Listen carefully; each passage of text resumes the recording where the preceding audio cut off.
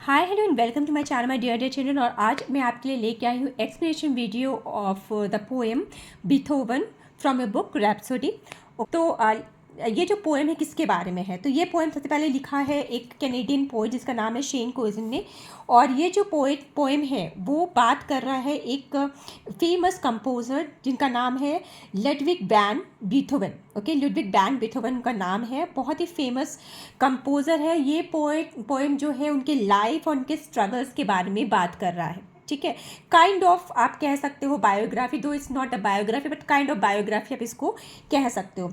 यहाँ पे आपको पता चलेगा इनके बारे में कि पोएम बात करता है बीथोवन के चाइल्डहुड से बिगिन होता है। ये बात करता है एक ऐसा चाइल्डहुड जहाँ पे कोई भी इनको प्यार नहीं करता है। हर कोई जो है इनसे बहुत ज़्यादा एक्सपेक्टेशन, इनके फादर रहते हैं तो बहुत ज़्यादा एक्सपेक्टेशन करते हैं।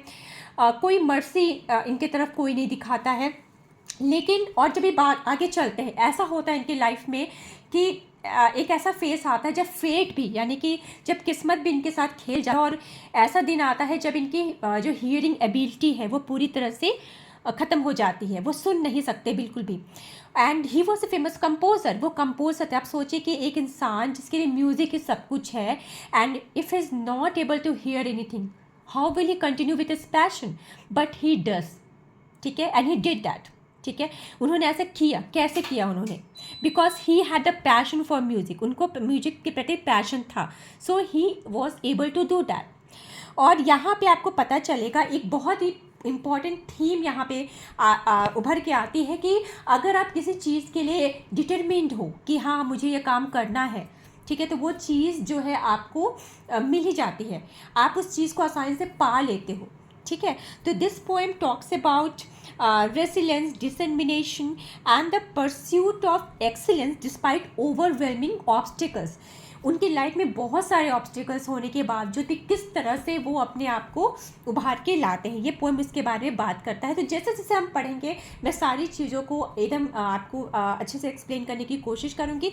But still if you have any kind of problem, if you face any kind of problem in understanding any line, do right in the comment section, मैं ज़रूर इसका आंसर आपको दूंगी। एक चीज़ और मैं बताना चाहती हूँ कि इस पोएम का एक्सप्लेनेशन वीडियो तो आज मैं डाल रही हूँ, बट इसके logical based questions and the MCQ questions of this poem I have already uploaded in my channel. So अगर आप लोगों ने नहीं देखा है तो I will give the link in the description box, वो भी ज़रूर देखिएगा, बहुत ही आपके लिए बेनिफिशियल है वो। Okay, so let's begin with the poem. So this poem starts with the word listen. Okay, बहुत ही इस वर्ड का भी, एक सिंगल वर्ड का भी बहुत ही इनर मीनिंग है। लिसन, लिसन यहाँ का मतलब क्या है? Be attentive. क्यों अटेंटिव? क्यों हमें अटेंटिव होना है? आप देखोगे कि ये पोएम एंड भी कर रहा है विद द वर्ड लिसन। ये बताता है कि हमें इस इंसान को, यानी इस जिनके बारे में बात करें, बीथोवन को जानने के लिए, ठीक है, it's not important to know his biography, it's important to listen to his music. ये इस बात को इम्फोसाइज करना चाह रहे हैं कि ये जो ग्रेटेस्ट कंपोजर जिनके बारे में हम बात कर रहे हैं, उसके बारे में जानने के लिए आपको बहुत अटेंटिव होना पड़ेगा, because you will not know this person by his biography but only by listening to his music. Okay, तभी आप उनको जान सकते हैं। Okay, so let's move further. His father made a habit out of hitting him. See, some men drink, some men yell, some men hit their children. This man did it all because I guess all men want their boys to be geniuses. So, क्या मतलब इस line का? तो his father made a habit out of hitting him, मतलब उसके father जो थे उनकी एक हैबिट बन गई थी कि उसको वो बात बात पे मारते थे।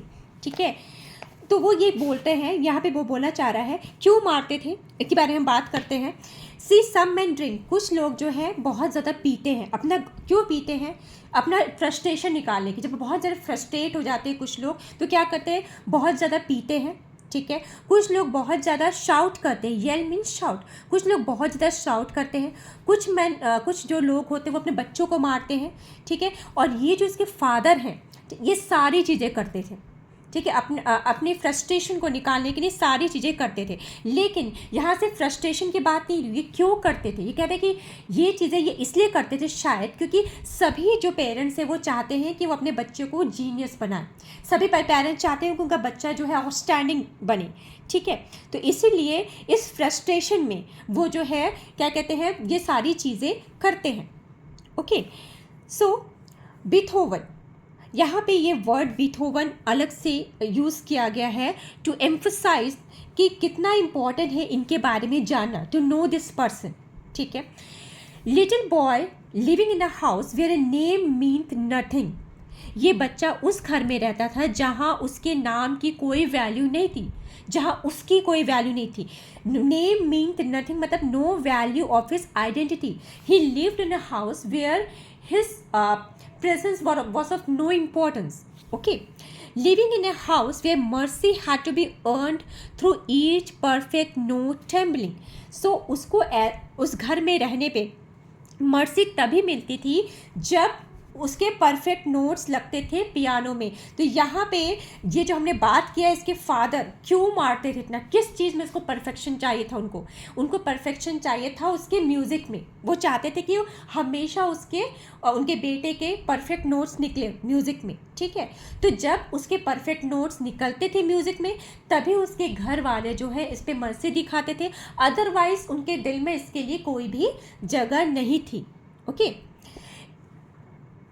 up through the roof to tickle the toes of angels whose harps couldn't hold। आप देखो यहाँ पे कोई भी जो राइम स्कीम ढंग की बन नहीं रही है, तो इस तरह का जो फिगर स्पीच होता है इसको हम कहते हैं एंजैम्पमेंट, ठीक है, जहाँ पे कंटिन्यूएशन होता है, एक ही चीज़ को हम दूसरे लाइन में कंटिन्यू करते हैं, ठीक है। So what is enjambment? Basically, enjambment is the continuation of a sentence to a new line without a pause. If we continue a sentence to new line without a pause, that is enjambment. So living in a house where mercy had to be earned through each perfect note tumbling up through the roof to tickle the toes of angels whose harps couldn't hold half the passion that was held in the hands of a young boy who was hard of hearing. तो ये जो था इसके music में इतना ज़्यादा ताकत था इस बच्चे के म्यूज़िक में, ठीक है। जब इसके परफेक्ट नोट्स लगते थे म्यूज़िक में, ठीक है, तो उसमें इतनी ताकत होती थी कि वो एंजल्स तक, ठीक है, एंजल्स तक वो नोट्स चले जाते थे। उसके जो नोट्स है वो एंजल्स को भी प्लीज़ कर लेते थे, ठीक है। Tickle the toes of angels, this is tactile imagery, ठीक है। whose harps couldn't hold, harps क्या होते हैं, harps is a kind of musical instruments, ठीक है। तो जिनके जो harps है, जिनके musical instrument जो है couldn't hold half the passion that was held in the hands of a young boy who was hard of hearing। तो उनके भी जो एंजल जो म्यूज़िक प्रोड्यूस करते थे उनमें भी इतने पैशन नहीं होती थी, उनमें भी इतनी ज़्यादा परफेक्शन नहीं होती थी, इतनी ज़्यादा उनमें आत्मीयता नहीं होती थी जितना इस बच्चे के म्यूज़िक में होती थी, ठीक है। They were also not able to produce such passionate notes as were produce by this boy who was hard of hearing, जहाँ पे आप हमको पता चल रहा है कि जिसको सुनने में दिक्कत थी, ठीक है, जिसको सुनने में प्रॉब्लम थी, इस बच्चे को सुनने में प्रॉब्लम थी, बट जब ये म्यूज़िक प्रोड्यूस करता था उस म्यूज़िक में इतनी ताकत होती थी जो एंजल्स को भी प्लीज़ कर लेती थी, और वो एंजल्स और वो इसकी म्यूज़िक इतनी ज़्यादा अच्छी होती थी जितने कि एंजल्स भी नहीं प्रोड्यूस कर पाते थे अपने हार्प्स के थ्रू। ओके, आई होप यहाँ तक आपको अच्छे समझ में आ गया होगा। आगे बढ़ते हैं, Beethoven. So again this word is repeated, Beethoven. तो यहाँ पे बीथोवन का रिपीटिशन बार बार हो रहा है हमें ये रियलाइज़ कराने के लिए कि ये जो इंसान है बीथोवन, ये कितना महान इंसान था, कितना was the greatest composer in the western classical music. तो इसलिए बार बार उनके नाम को एम्फसाइज किया जा रहा है। Beethoven, who heard his father's anthem every time he put finger to ivory, it was not good enough. Beethoven, जो हमेशा अपने फादर के anthem, what is this anthem? Anthem का मतलब यहाँ क्या है, ये एक तरह से आयरनिकल यूज़ किया गया है, किसी चीज़ को बार बार वो रिपीट हो रही थी, क्योंकि फादर जो थे बार बार जो है एक चीज़ को रिपीट करते थे, that is address as anthem here. जब भी वो अपने फिंगर को आइवरी मतलब आपको पता होगा आइवरी जिस द की और फर्स्ट कीज ऑफ पियानो, जो वाइट पार्ट होता है ना पियानो को, that is the ivory. Okay. So जब भी वो पियानो पे अपना उंगली रखता था, बजाने लगता था, तो उसके फादर एक ही चीज़ बोलते थे, बार बार रिपीट करते थे, it was not good enough, मतलब सही नहीं है, अच्छा नहीं है, ठीक है, इतना भी अच्छा नहीं, ऐसे करके वो बोलते थे। सो ही प्लेड स्लोली, तो उनको प्लीज़ करने के लिए वो फिर धीरे बजाता था। Not good enough, so he played softly, फिर उसने अपना स्टाइल चेंज करके सॉफ्टली प्ले किया। Not good enough, so he played strongly, अब उसने स्ट्रांगली प्ले किया, थोड़ा सा और अच्छा प्ले किया, तेज प्ले किया। Not good enough, and when he could play no more and his fingers cramped up like the garden roots of tree trunks, it was not enough. तो एक स्टेज ऐसा भी आता था कि ये प्रैक्टिस करते करते करते करते इतना थक जाता था कि इसको मस्कुलर क्रैम्प्स हो जाते थे, इसके फिंगर जो ट्विस्टेड हो जाते थे।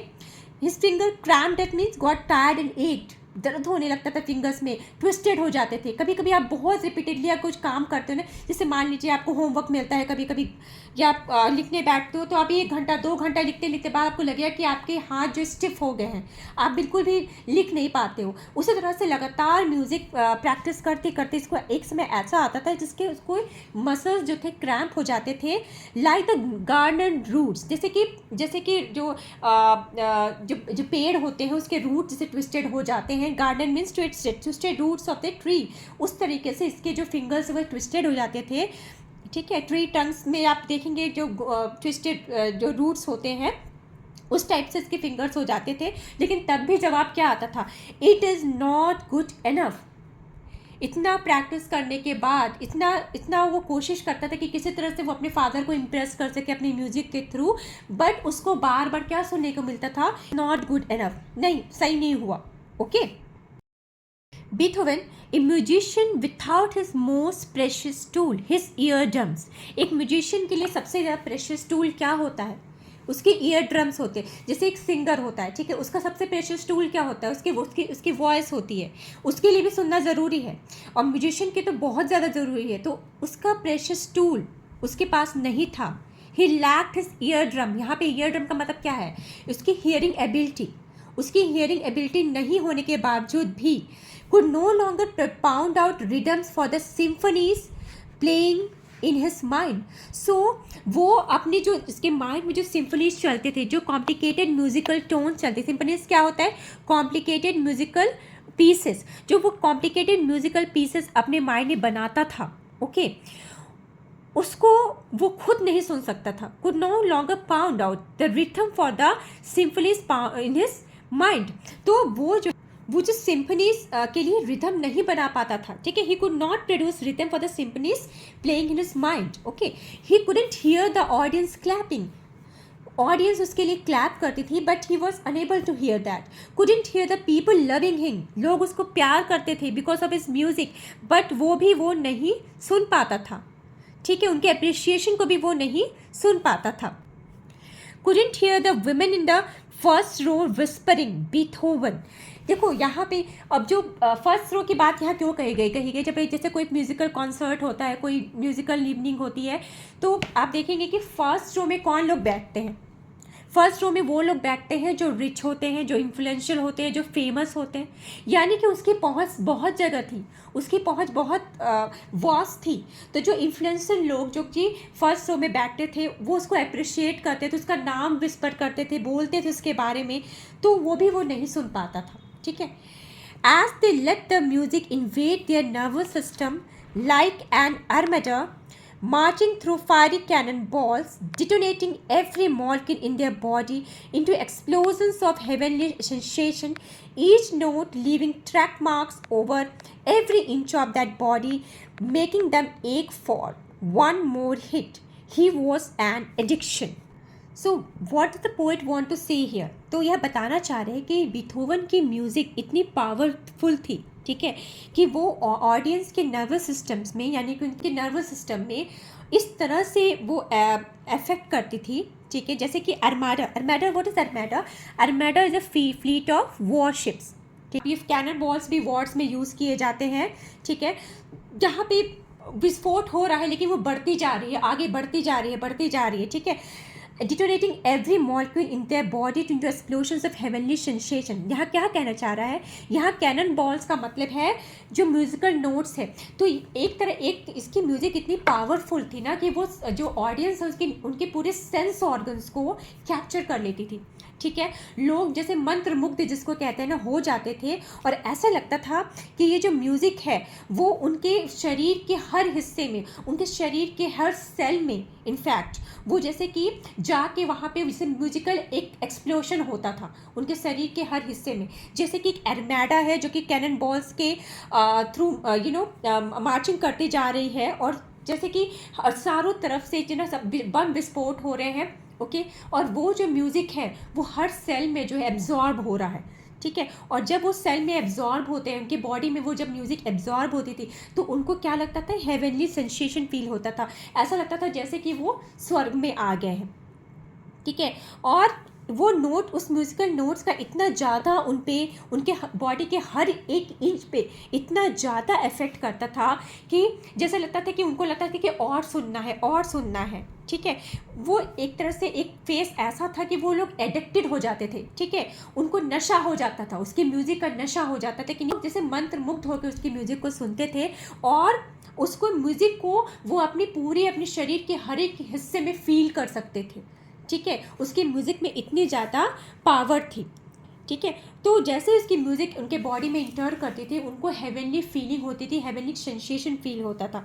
Okay, now let's move further. And kings queens it didn't matter, the man got down on his knees for no one but amputated the legs of his piano so he could feel the vibration to the floor. The man got down on his knees for music. Okay, see here, and Kings and queen's it didn't matter. तो ये जो इंसान था Beethoven, ठीक है, उसके लिए music ही सब कुछ था।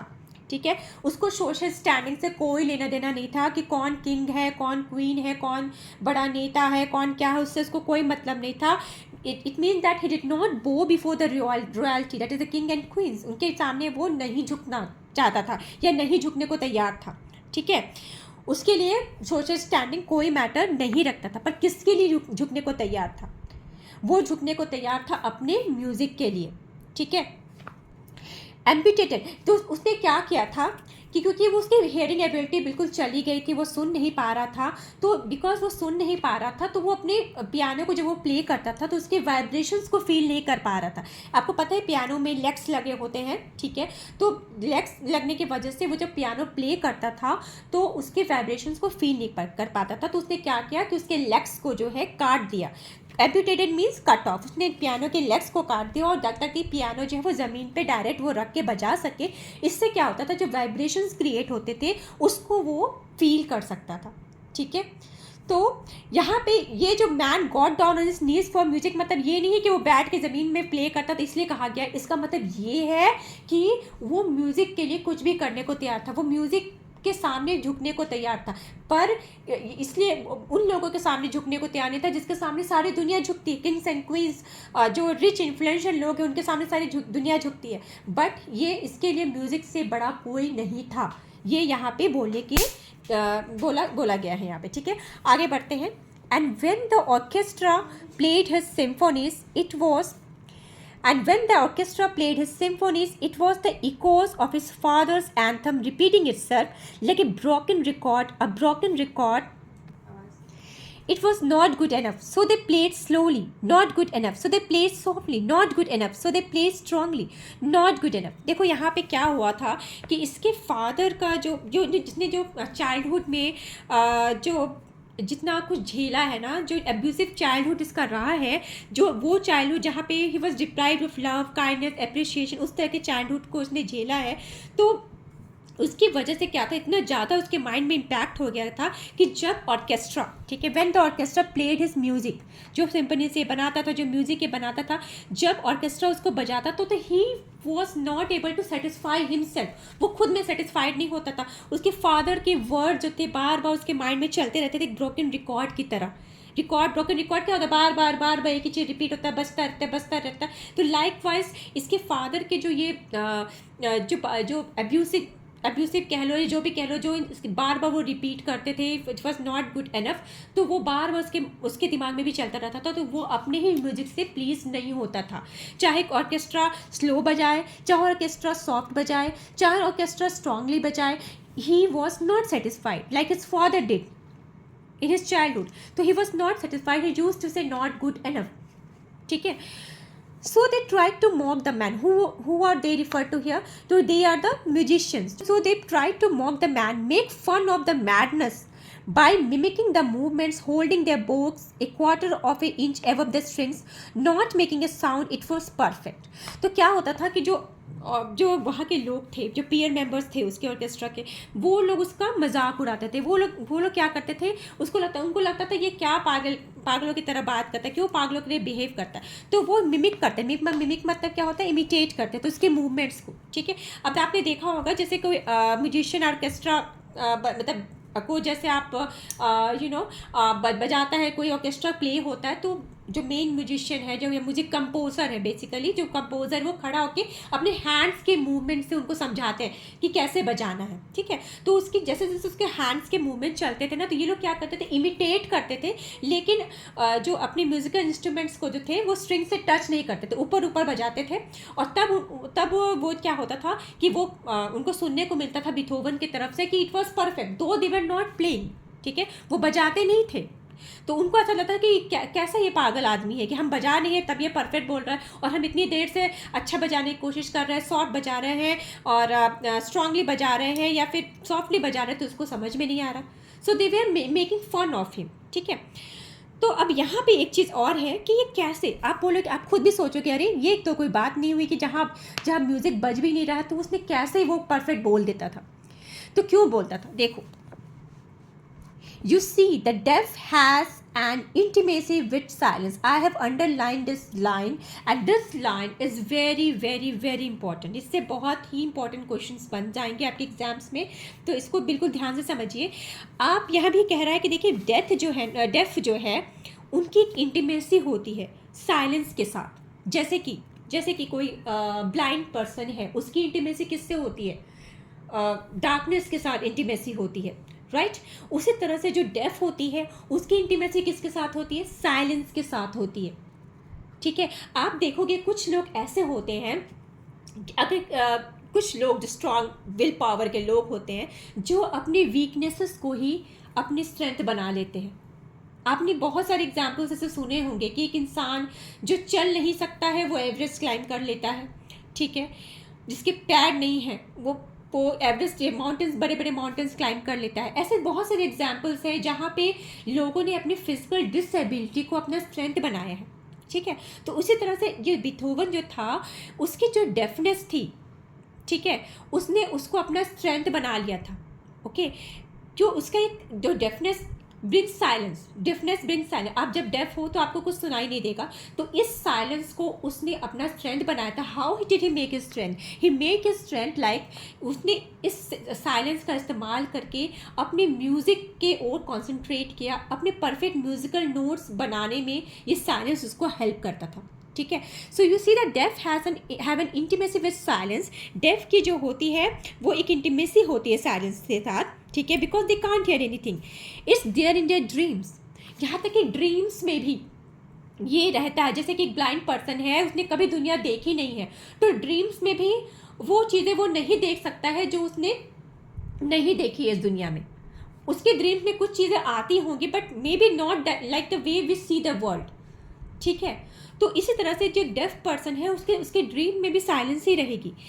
And the musicians turned to one another, not knowing what to make of the man, trying to calculate the distance between madness and genius.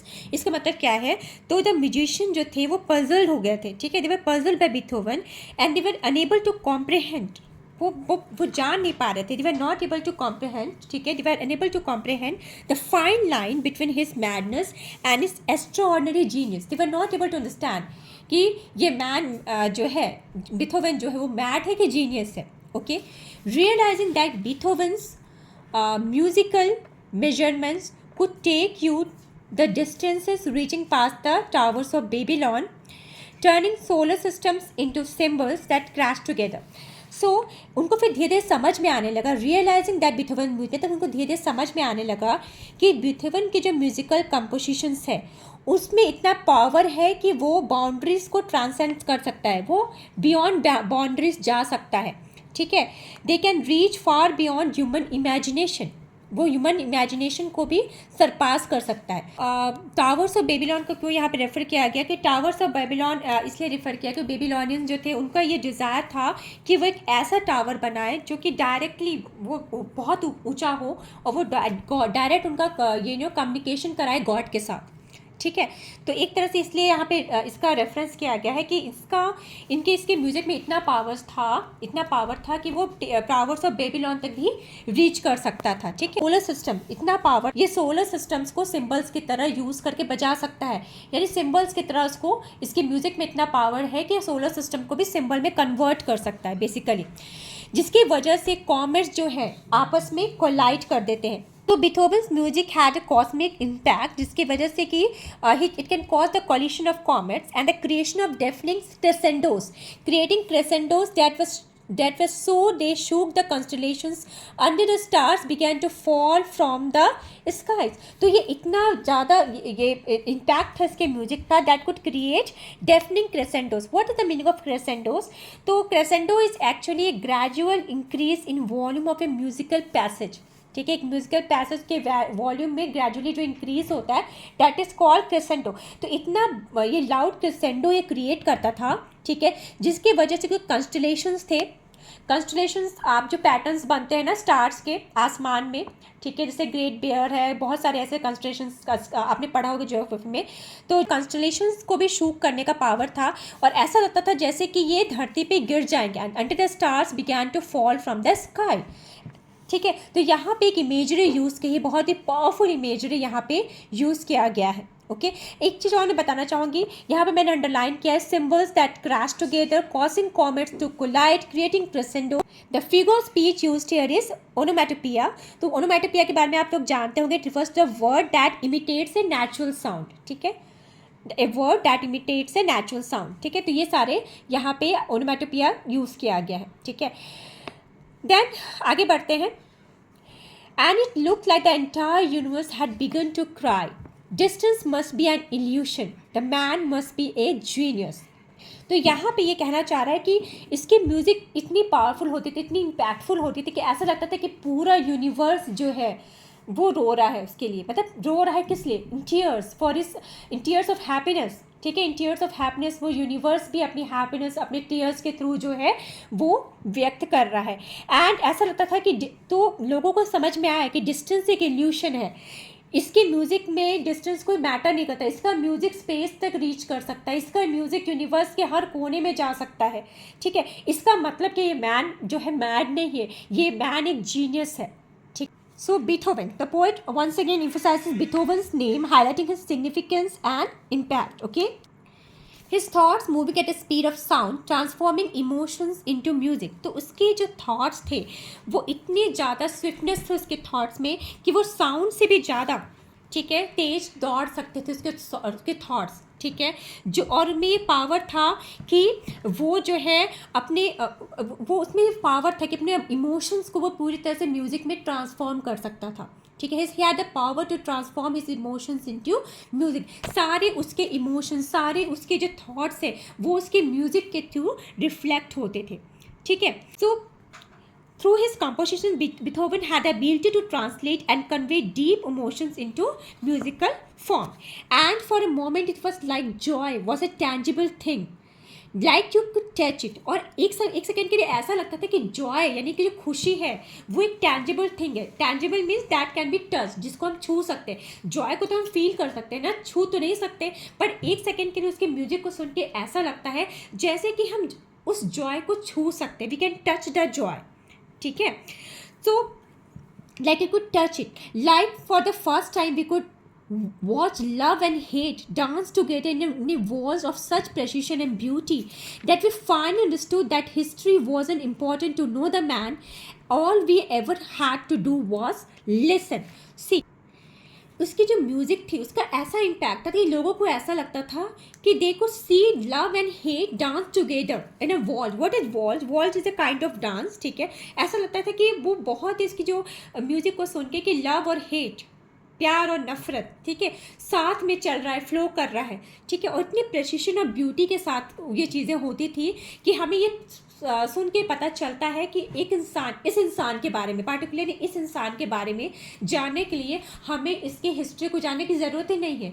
हमें क्या जानना है? सिर्फ और सिर्फ इसकी म्यूज़िक को सुनना है. If we could listen to his music then only we could understand this person, otherwise it's not easy to understand this man. तो इसीलिए पोएम एंड भी कर रहा है लिसन वर्ड से. So see, this word listen is repeated twice in this poem. दो बार ये poem में आया है, once in the beginning, at the beginning, and second at the end of the poem. to beginning में use किया गया to ask the readers to listen to this man. ठीक है, इनको सुनने के लिए कहा गया है. और लास्ट में क्यों यूज़ किया गया है? We have use the word, the poet has use the word listen at the last to know the man. ठीक है, कि इसको जानने के लिए, to know the man, it is not important to know his biography but to listen to his music. ये बताने के लिए फिर से ये पोएम जो है एंड होता है with the word listen. Okay, so that's all in the explanation, but before ending this video, let me talk to you about some themes of this poem. So the first theme of this poem is resilience and perseverance. That is, अगर आपके अंदर कुछ करने का जज्बा रहता है, determination होता है, तो आप कुछ भी पा सकते हो, कुछ भी एक्स्ट्रा ऑर्डिनरी भी आप पा सकते हो, in spite of the short coming, in spite of the obstacles in your life. क्योंकि क्या होता है कि उस चीज़ में आपको कौन हेल्प करता है? आपका डिटर्मिनेशन हेल्प करता है. ठीक है, तो सेकेंड हम जो बात कर रहे हैं इस पोएम में थीम की, that is striving for perfection. ठीक है, परफेक्शन मेक्स यू परफेक्ट. ठीक है, though the way this man reach to perfection was not right. जैसे कि उसके फादर, कभी कभी क्या होता है ना कि हम अपने लाइफ में नेगेटिव बातें होती हैं, हमारे लिए मोटिवेशन का काम करती है, उसको हम एक ऐसे मोटिवेशन लेके अपने आप को सुधारते हैं, अपने आप को आगे बढ़ाते हैं. तो इसके फादर का जो डिमांड था, जो एक्सपेक्टेशंस था, तो वो इसके लाइफ में एक तरह से एक पॉजिटिव इम्पैक्ट भी लेके आया है, जो कि इसको कंटिन्यूसली पुश करता था to strive, made him strive for musical greatness, for his perfection in music. Okay, फिर इंटीमेसी विद साइलेंस हम देखते हैं इसमें कि दो, ठीक है, कि किस तरह से एक पर्सन जो कि डेफ है, the person who can not hear anything has an intimacy with silence. ठीक है, so in this poem we see that silence in turn becomes a conduit for his creative process and an essential element in his compositions. ठीक है, silence की वजह से शायद वो इतना अच्छा कंपोज कर पाता था. ठीक है, बिकॉज ही हैड, उसको दुनिया भर की बातें सुनने नहीं थी. ठीक है, उसको वो अपने म्यूज़िक पे ज़्यादा कॉन्सेंट्रेट कर पाता था बिकॉज ऑफ हिज साइलेंस. जो फोर्थ जो इम्पोर्टेंट थीम है इसकी यह वो है universal power of music. Music में कितना पावर होता है. ठीक है, इस पोएम में हमने देखा, हमने जाना कि म्यूज़िक किस तरह से ह्यूमन सोल को टच कर सकता है. म्यूज़िक में ये ताकत होती है कि हमारे बॉडी में इतना ज़्यादा जॉय पैदा कर सकता है, हमको ऐसा फील करा सकता है जैसे हम हेवन में, हेवनली जॉय ये क्रिएट कर सकता है. म्यूज़िक में ये जो है पावर होती है, म्यूज़िक में पावर होती है कि ये डिस्टेंसेस भी मैटर नहीं करता है. म्यूज़िक में आपका म्यूज़िकल पावर आपको स्पेस के बियॉन्ड भी ले जा सकता है, आपको यूनिवर्स के किसी भी कोने में ले जा सकता है. ये हम जानते हैं, म्यूज़िक में इतनी ज़्यादा पावर होती है. म्यूज़िक का जॉय जो होता है वो that is beyond any kind of explanation. वो बहुत ही ज़्यादा ही खूबसूरत एक्सपीरियंस होता है म्यूज़िकल जॉय. ओके, तो these are the themes of the poem. ठीक है, तो I hope you understand this poem. अगर so thanks for connecting with me and keep studying children. Bye bye. Please subscribe my channel if you have not subscribed it yet and share with your friends, and thank you so much for watching. Bye bye.